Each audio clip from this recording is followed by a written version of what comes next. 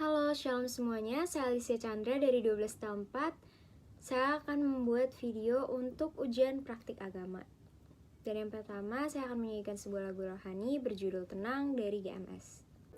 Bapa kau mendengar seruan hatiku, tak pernah kau lepaskan dari kasih-Mu. Lewat lembah kelam, kau temani aku. Roh-Mu bekerja selalu untuk kebaikanku.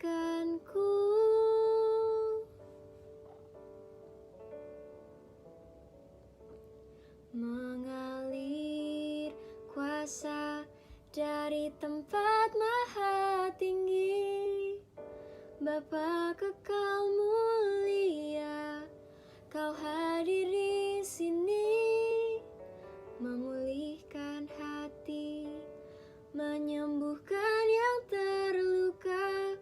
Ku kan tenang bersama-Mu, Bapa.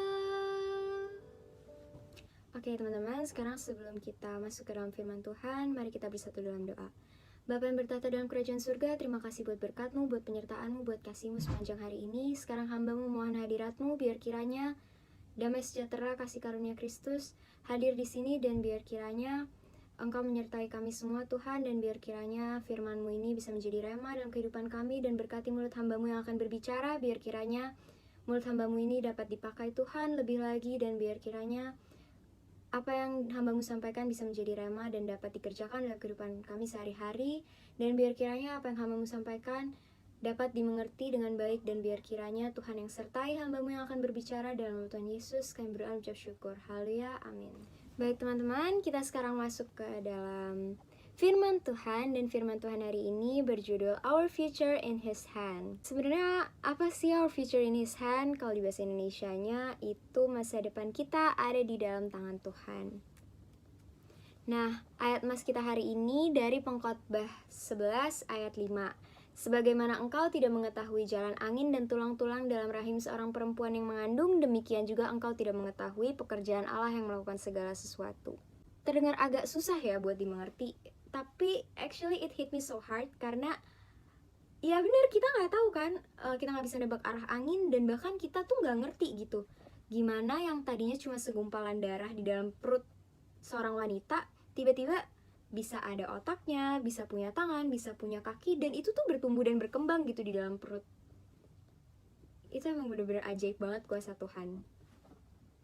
Kita udah melihat banyak banget pasti kuasa Tuhan dan kasih karunia-Nya di dalam hidup kita, atau bahkan di dalam hidup orang lain, tapi mungkin kita nggak sadar. Seringkali kita manusia terlalu pusing buat mikirin apa yang bakalan terjadi ke depannya. Mungkin terlalu jauh ya kalau buat masa depan, tapi mungkin sering kita buat mikir kayak, aduh besok makan apa ya? Padahal hari ini aja tuh belum dilewatin gitu. Terus kayak mikirin, aduh kira-kira ujian nanti gimana ya? Bisa nggak ya ngerjainnya besok? Aduh kira-kira nih belajar udah semalaman nih, worth it nggak sih gitu? Nilai bakalan bagus nggak sih gitu? Kayak padahal jelas-jelas tuh Tuhan udah bilang kalau misalnya Tuhan tuh tahu gitu segala sesuatunya, dan dia bakalan bikin segala sesuatunya tuh indah pada waktunya, dan itu tertulis di Pengkhotbah 3 ayat 11. Ia membuat segala sesuatu indah pada waktunya, bahkan ia memberikan kekekalan dalam hati mereka, tetapi manusia tidak dapat menyelami pekerjaan yang dilakukan Allah dari awal sampai akhir. Coba garis bawahin deh. Tetapi manusia tidak dapat menyelami pekerjaan yang dilakukan Allah dari awal sampai akhir. Itu bener-bener kayak deep banget gak sih? Kayak kita tuh cuman manusia yang, bahkan Tuhan gitu loh yang nyiptain kita, tapi kita tuh mau sok-sokan buat ngerancang segala sesuatu melebihi apa yang udah Tuhan rancangin buat kita gitu. Jadi kita tuh harus percaya kalau misalnya tuh sebenarnya Tuhan udah rancangin segala sesuatu yang baik buat hidup kita. Nah, sekarang bakalan kita pelajarin itu gimana caranya biar kita tahu kalau misalnya Tuhan tuh udah set up masa depan yang terbaik di tangannya Tuhan. Nah, yang pertama kita tuh harus yakin dan percaya akan kuasa doa. Itu tuh sudah tertulis di Matius 21 ayat 22. Dan apa saja yang kamu minta dalam doa dengan penuh kepercayaan, kamu akan menerimanya. Dan nggak cuma yakin dan percaya, kita juga harus berserah. Karena seringkali manusia tuh ngerasa kayak, aduh aku udah doa nih, aku udah yakin banget nih sama apa yang aku doain tuh baik. Padahal tuh belum tentu kayak gitu loh. Jadi kita nggak cuman harus yakin dan percaya, kita juga harus berserah gitu loh. Karena kadang-kadang kita tuh pengennya segala sesuatu terjadi sesuai sama kehendak kita. Padahal ketika nanti segala sesuatu dijadikan sesuai kehendak kita, belum tentu sebaik sama apa yang udah Tuhan rancangin. Dan nanti di situ kita berusaha buat nyalahin Tuhan dan segala macem. Padahal kayak Tuhan tuh udah ngeiyain nih apa yang kita mau, ternyata nggak work gitu kan. Dan makanya di Yohanes 20:29 juga bilang kan, kata Yesus kepadanya, karena engkau telah melihat aku, maka engkau percaya, berbahagialah mereka yang tidak melihat namun percaya. Makanya kita harus percaya aja gitu loh. Dan segala sesuatunya akan disediakan dari Tuhan buat kita gitu. Nggak usah takut, nggak usah khawatir gitu. Dan kekhawatiran dan ketakutan juga akan dibahas di poin berikutnya. Sekarang kita masuk ke poin yang kedua. Stop compromising dengan dosa. Ada di Ulangan 5 ayat 32-33, maka lakukanlah semuanya itu dengan setia seperti yang diperintahkan kepadamu oleh Tuhan Allahmu. Janganlah menyimpang ke kanan atau ke kiri, segenap jalan yang diperintahkan kepadamu oleh Tuhan Allahmu haruslah kamu jalani, supaya kamu hidup dan baik keadaanmu serta lanjut umurmu di negeri yang akan kamu duduki. Nah, di situ tuh udah jelas tertulis kayak kita tuh harus ikutin aturannya Tuhan, rule-nya Tuhan, gak usah belok-belok gitu. Kadang-kadang tuh Tuhan tuh udah nyediain hal yang jalan lurus gitu buat hidup kita, tapi kita belok-belok dulu lah. Tuhan tuh malah jadi bikin berliku-liku, ngerti gak sih? Yang harusnya tadinya lempeng-lempeng aja lurus, karena kitanya macem-macem, jalanan yang harusnya tadinya gampang buat dilewatin jadi harus belok-belok dulu gitu. Karena gini loh, kompromi dengan dosa itu malah bikin kita jauh dari Tuhan dan bikin karakter kita semakin buruk gitu. Dan kadang-kadang yang membuat hal-hal kita jauh dari Tuhan itu dan bikin karakter kita buruk itu karena kita terlalu bergantung sama manusia. Aku pernah dengar satu quotes, ini bagus banget. You are either going to live as a people pleaser or a God pleaser. If you live your life as a people pleaser, you poison your relationship with God. Kita tuh hidup bakalan jadi seorang yang memprioritaskan manusia lain atau orang yang memprioritaskan Tuhan. Dan kita milih buat memprioritaskan manusia lain, kita tuh meracuni hubungan kita sama Tuhan gitu. Karena kadang-kadang malah manusia gitu loh yang bikin jalanan kita tuh ribet, karena kita mungkin terlalu bergantung sama manusia. Kita terlalu kayak, aduh gak enak nih, aduh kalau misalnya nanti aku nolak buat ngelakuin hal yang buruk, aku dianggap gak asik, gak keren dan sebagainya. Kadang-kadang hal yang kayak gitu yang bikin karakter kita buruk. And that's why kita harus lebih berakar lagi sama Tuhan, kita harus lebih dekat sama Tuhan, kita harus ngobrol. Gimana sih caranya ngobrol sama Tuhan? Just talk to Him gitu. Itu dibahas di poin pertama dengan kita berdoa aja, curhat gitu sama Tuhan, kayak kita curhat ke teman kita sendiri gitu. Dan ini bakalan aku bahas di poin selanjutnya, yaitu poin ketiga.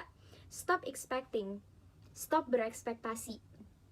Seringkali kita berekspektasi kalau misalnya teman kita bakalan selalu ada buat kita, sahabat sejati selamanya gitu. Padahal yang kita harusnya sadar dan tahu tuh, manusia tuh bakalan mengecewakan. Sekalipun orang tuamu, keluargamu, guru kita, teman-teman kita, itu bakalan ngecewain. Mereka punya kesempatan buat ngecewain kita. Dan itu juga tertulis di Matius 6 ayat 34. Sebab itu janganlah kamu khawatir akan hari esok, karena hari esok mempunyai kesusahannya sendiri. Kesusahan sehari cukuplah untuk sehari. Apa sih hubungannya gitu loh sama teman-teman yang ngecewain gitu? Kadang-kadang kita tuh mikir, gimana kalau nanti suatu saat dia pergi jauh ninggalin aku dan sebagainya. Kadang-kadang hal-hal yang kita takutin dan kita khawatirin tuh belum tentu terjadi. Makanya ekspektasi tuh seringkali ngebunuh kita gitu. Makanya kita tuh gak usah khawatir, kita gak usah takut. Tuhan tuh udah sediain dan merancangkan yang terbaik buat hidup kita. Semoga firman hari ini bisa memberkati teman-teman semuanya. Sekarang mari kita tutup dalam doa. Bapa yang bertata dalam kerajaan surga, terima kasih buat firman-Mu hari ini. Hamba-Mu selesai berbicara, Tuhan. Biar kiranya firman-Mu ini bisa menjadi rema dalam kehidupan teman-teman semua yang mendengarkan. Dan biar kiranya Tuhan berkati hamba-Mu lebih lagi. Biar kiranya bisa memberitakan firman-Mu ke banyak orang lagi, Tuhan. Dan biar kiranya damai kasih sejahtera Kristus menyertai kami, Tuhan. Dan sebentar kami akan selesai mendengarkan firman-Mu. Biar kiranya kami akan melakukan kegiatan kami selanjutnya, dan biar kiranya kami menerima berkat Tuhan. Tuhan memberkati engkau dan melindungi engkau, dan Tuhan menyinari engkau dengan wajahnya dan memberi engkau kasih karunia, dan Tuhan menghadapkan wajahnya kepadamu dan memberi engkau damai sejahtera. Dan biar kiranya damai kasih sejahtera Yesus Kristus menyertai engkau mulai dari hari ini sampai selama-lamanya, sampai Tuhan Yesus datang yang kedua kali. Dalam nama Tuhan Yesus kami berucap syukur. Haleluya, amin. Terima kasih semuanya, Tuhan Yesus memberkati. Thank you.